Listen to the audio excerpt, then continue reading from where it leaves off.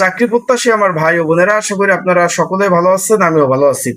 আর চাকরি প্রত্যাশীদের সাথে কিন্তু একটা প্রতারণা চলতেছে। এর প্রতারণার শেষ কোথায় এবং কবে নাগাদ শেষ হবে এটা কিন্তু বলাই যাচ্ছে না। কারণ প্রতারণাটা কি, আপনারা অনেকে বলবেন যে ভাই কিসের প্রতারণা হচ্ছে, কিসের কি, কেমনে কি, কি বিষয়ে বলতেছেন। আমি একটু বলি ভাই, আপনারা একটু খেয়াল করবেন যে এই যে নির্বাচনের আগে কিন্তু আপনারা একটু খেয়াল করবেন যে এক এক দিন আহ একসাথে ২৭টা, ২৫টা, ২০টা পরীক্ষারও ডেট পড়েছে। সবগুলো পরীক্ষা ঢাকা।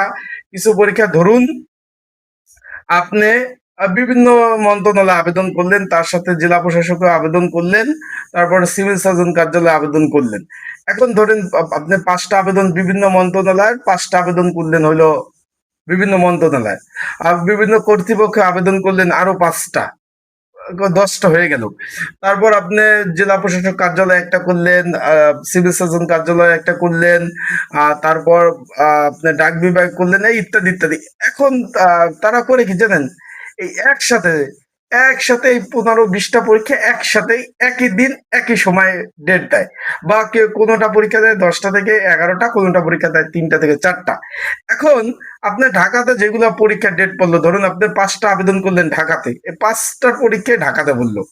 কয়েকটা পরে রেলওয়ে বা ডাকে কয়েকটা বলে, সেগুলো রাজশাহী, বগুড়া পড়লো, গেল পরীক্ষা। সিভিল সার্জন কার্যালয়ে আবেদন করলে নিজ বিভাগে পড়লো। তারপরও আপনার জেলা প্রশাসক কার্যালয়ে বললে আবেদন করলে নিজ বিভাগ পড়লো। তাহলে একসাথে যদি এই ১৫-১৬টা আবেদন করে যারা, একসাথে ১৫-১৬টা পরীক্ষা পড়ে, তার মানে কি আপনি পরীক্ষা দিতে পারবেন একটা। আপনার টাকার কাজ টাকা গেল, সময় গেল, পড়াশোনা করলেন। আপনার কি আপনাদের তো একটা অধিকার আছে যে আমি ১৬টা এপ্লাই করছি, আমি ১৬টায় পরীক্ষা দিব, আমার মেধা যাচাই হবে, আমি পরে চাকরিতে যদি টিকলে টিকলাম, না টিকলে বাদ। বিষয়টা কি? এইটাই তো একটা মেন বিষয়। যারা আমার ইউটিউব চ্যানেলে নতুন, অবশ্যই আমার ইউটিউব চ্যানেলটা সাবস্ক্রাইব করে রাখবেন। আর এই বিষয়, এই যে চাকরি প্রত্যাশীদের সাথে যে একটা প্রতারণা করতেছে, এই বিষয়ে আপনাদের কি মতামত অবশ্যই কমেন্ট বক্সে জানাবেন। আমি একটু এই যে নগদে বলি, এটা তো মার্চ মাসের, আজকে হইলো কয় তারিখ? আজকে হলো ২৭ তারিখ। এপ্রিলের ১০ তারিখ দেখেন কতগুলা পরীক্ষা আছে। এপ্রিলের ১০ তারিখ আমি একটু বলি। এপ্রিলের ১০ তারিখ শিল্প মন্ত্রণালয়ের পরীক্ষা, ১০ তারিখ। বিষয়টা একটু বুঝেন। তারপর রয়েছে পরীক্ষা, রয়েছে পরিকল্পনা মন্ত্রণালয় ১০ তারিখ। তারপর পরীক্ষা রয়েছে আপনার ময়মনসিংহ যে পল্লী বিদ্যুৎ সমিতি ২, এখানে পরীক্ষা রয়েছে ১০ তারিখ। এই তিনটার পরীক্ষা অলরেডি পড়েছে। এখন আরো তো অনেকগুলা এখনো অফিস খুলছে, এখনো ১০ তারিখে আসতে আরো ১৫ দিন বাকি, এখনো আরো ১০-১২টা পড়বে। যারা একসাথে একসাথে যারা এতগুলা অ্যাপ্লাই করলো, তাদেরকে একটু ভাগে ভাগে পড়ে, যেহেতু পরে সরকারি চাকরি পরীক্ষা একটু লেট করে হয়, সেই ক্ষেত্রে একটু এক একটা পরীক্ষা এক এক দিন নিলেই তো হয়, যে তাহলে একটু মেধা যাচাই হয়। যারা ৫-১০টা, আর এই প্রবলেমটার সম্মুখীন হচ্ছে কারা, যাদের বয়স একদম শেষ পর্যায়ে। ধরুন কারো বয়স ৩২ বছর ৫ মাস, ধরেন সরি, কারো বয়স ৩১ বছর ৫ মাস, তার বয়স আছে, আবেদনের বয়স আছে ৫ মাস। সে ৫ মাসে ধরেন ১০টা আবেদন করলো।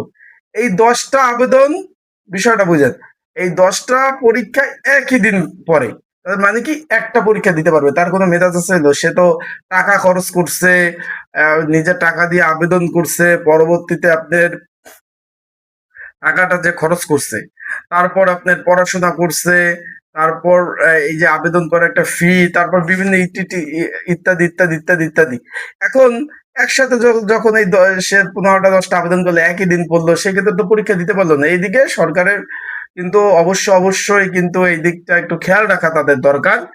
আর একটু বলে দেই, সরকারি চাকরিতে বর্তমান চলমান অনেকগুলো নিয়োগ রয়েছে। তাই ঘরে বসে নির্ঝামেলায় ত্রুটিমুক্ত যারা আবেদন করতে চাচ্ছেন, তারা এই যে স্ক্রিনের উপর হোয়াটসঅ্যাপ নাম্বার রয়েছে, ডিসক্রিপশন বক্সে নাম্বার রয়েছে, পিন্ট কমেন্ট নাম্বার রয়েছে, এই নাম্বারে মেসেজ করতে পারেন, যোগাযোগ করতে পারেন। যোগাযোগ করে মেসেজ করে আপনারা কিন্তু সাজেশন সহ আবেদনটাও করে নিতে পারবেন। এই স্ক্রিনের উপরে নাম্বার রয়েছে, এই নাম্বারে মেসেজ করলে কি কি ডকুমেন্ট লাগবে, কাগজপত্র লাগবে আমি বলে দেবো। সেই ডকুমেন্ট কাগজপত্র দিলে আমি কিন্তু চলমান সরকারি চাকরির অনেকগুলো নিয়োগ রয়েছে, সেগুলো আপনাদের অ্যাপ্লাই করে দিতে পারবো। আশা করি বিষয়টা বুঝতে পারছেন। সকলে ভালো থাকবেন, সুস্থ থাকবেন, আর চোখ রাখবেন আমার ইউটিউব চ্যানেলে। ইনশাল্লাহ সঠিক তথ্য, সঠিক খবর ইনশাল্লাহ আপনাদের দেওয়ার চেষ্টা করব। ভালো থাকবেন, সুস্থ থাকবেন। আসসালামু আলাইকুম।